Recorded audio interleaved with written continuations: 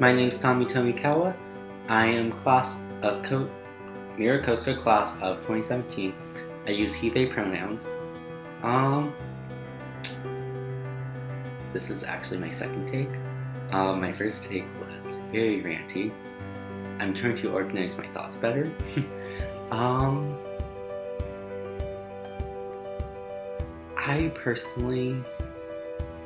know we're supposed to tell stories about diversity and inclusion within sort of our experiences at MBUSD. I went to MBMS. I also went to Costa. Did 7 years of time within the school district. But I was very fortunate. I created spaces for myself. I made sure to always feel like I was wanted in a space. I tended to avoid other places where, I didn't feel included. Mostly because sometimes things send you home crying. Or you get home and you're like, I can handle this, and then you literally close the door and you start crying. I have had those experiences at MBMS and Costa. I hate to say that it's normal, because it shouldn't be. And largely, as someone who was able to, go to school across the country, essentially leave this bubble, the South Bay bubble, I have met 3 people from this area, who did not go to Costa, but went to the surrounding area, during high school and things like that, at college, across 4 years. I was the odd one out being from Southern California usually. So that explains a lot. And being able to break away from this bubble and still being essentially away from the bubble, I am lucky, I guess, say lucky enough to be able to reflect, look at sort of what was my high school experience like, because there's so many things I wish I did differently. I wish I was honestly a bit more outspoken about politics and trying not to get called a slur every day while very frequently, not necessarily every day, oh god. I would have honestly reported that. But very frequently when walking home from junior year, sophomore year, and freshman year. Whenever I walked home, there was a good chance I would be called some form of slur. Yeah, can't exactly say that's a good scenario to have gone through. It really isn't. And I think that honestly reflects the social culture we have constructed and we continue to implement. Someone can do that and we would be like, oh, it was an isolated incident. No, it's genuinely not. What leads someone to think that they can roll down their car window and yell something like that at me? That is genuinely something that is not okay, that should not be normal, and yet here we are. I want to talk about the positive moments I've had at Costa and MBMS. I found a group within band. I am very lucky I found a group within band. But I also have to acknowledge that there were so many moments that made me decide to go to college and break away from this social stigma and literally this weird culture that we have here. because I recognized it was not okay. It's something that I sort of laugh at now, because now I would definitely sort of like more or less yell back something. Like, I don't choose to be passive anymore. I can run fast, so there's a benefit. I make jokes about these kinds of things because it helps me cope.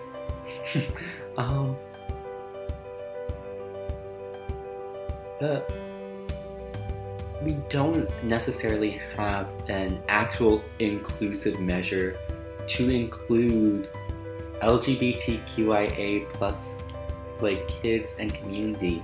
We don't have measures to include, POC people, BIPOC people.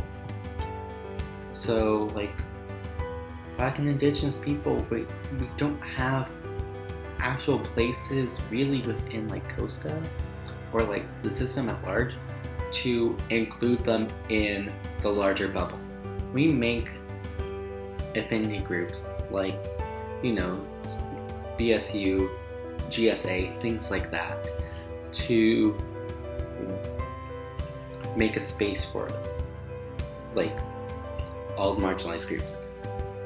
But, and it's a big but that does not honestly affect the larger community at all, because by sectoring us off, like sectoring a marginalized community off, it lets it so that this larger bubble can honestly choose to ignore it. And I feel like that's where we need to play catch up too. Like, I'm always all for like a GSA, BSU. At my school, it was ASA, Asian Students Alliance, or Asian Students Association. I'm all for groups like that because it's necessary. It's a necessary space for us kids who honestly, we don't have a shared experience with the larger body of culture. We grow up in the same place. We can be like, oh, no, we shared a lot of things. Once we get out of it, we look back and we're sort of like, oh, I was still an other. And that's where the issue lies. Our education system and our larger system within MBUSD and within Manhattan Beach, Hermosa Beach, probably also Redondo Beach, I don't know that area that well, but larger South Bay, is that we made it okay that, oh, you can be insert community here and be included. It is tokenization. That is what it is. When we look at what courses we teach, I have met roughly 2,000, maybe 4,000 people through my college experience.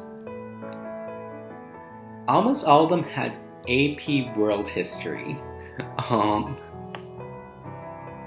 And not AP European History.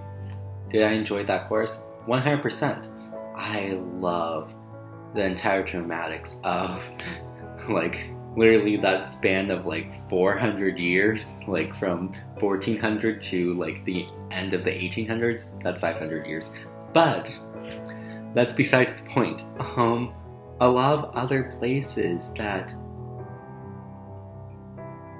we have failed to catch up in is the inclusion of marginalized groups in our curriculum. I'm trying to even think of, I look at English, look at our English curriculum, and I know it's a standard curriculum across California, but I'm genuinely at a loss. I think I only remember 2 female authors across 4 years. There's definitely more. I want to say there's more, but I also took CP. I did not do women's lit, which is an option, and it's a great option, but why does it need to be an option that is limited to, I think it's like 20 seats per semester, 20 seats, or trimester, so like 60 seats, and I think there's like 120 people. That's where the issue lies. Instead of incorporating women's lit across a curriculum, like 4-year curriculum, we're losing so many stories that, can actually be of greater impact than... I don't like Beowulf. I'm gonna throw Beowulf under the bus. I don't like Beowulf. Is it a fun story? Yeah.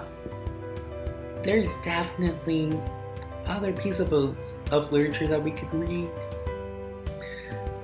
I just genuinely don't like Beowulf, but that's on me. But I literally am struggling. I can name 2 off the top of my head, and it's Yellow Wallpaper and Bean Trees if you did CP senior year. Like CP senior year. And Bean Trees is honestly one of my favorite books ever. And it touches on so many issues that we don't normally touch on in any other classes, like immigration policy, indigenous rights, entire ideas of child abuse and other forms of physical abuse, and also literally the experience of women in America trying to make it out for themselves without having a male-centric life. And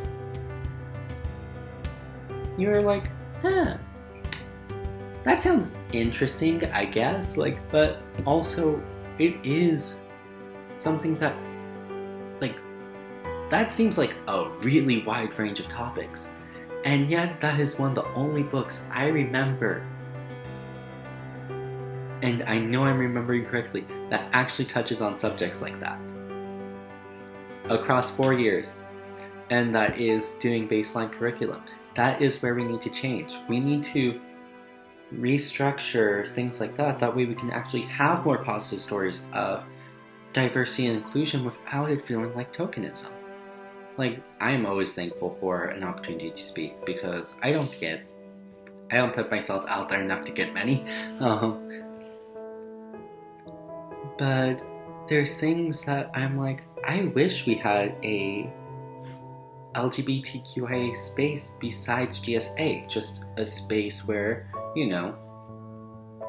we can feel safe to just be ourselves. It doesn't have to be monitored, and it shouldn't honestly out anyone. And if people aren't out and don't want to go there, that's okay, but they can know there's a space for them. There's so many instances where we just don't create a space for people, and it's something that has to be a systemic change within the larger community as well.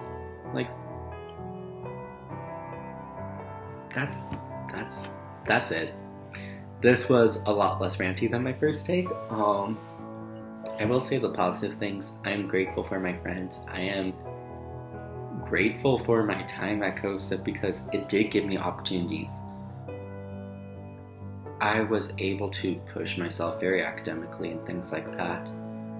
But having explored academia further, and with such a focus on Asian American studies and things like that, I wish that we could honestly just expand to include more stories of people like me and other people on the panel, because that sort of is what's important in creating a larger effort.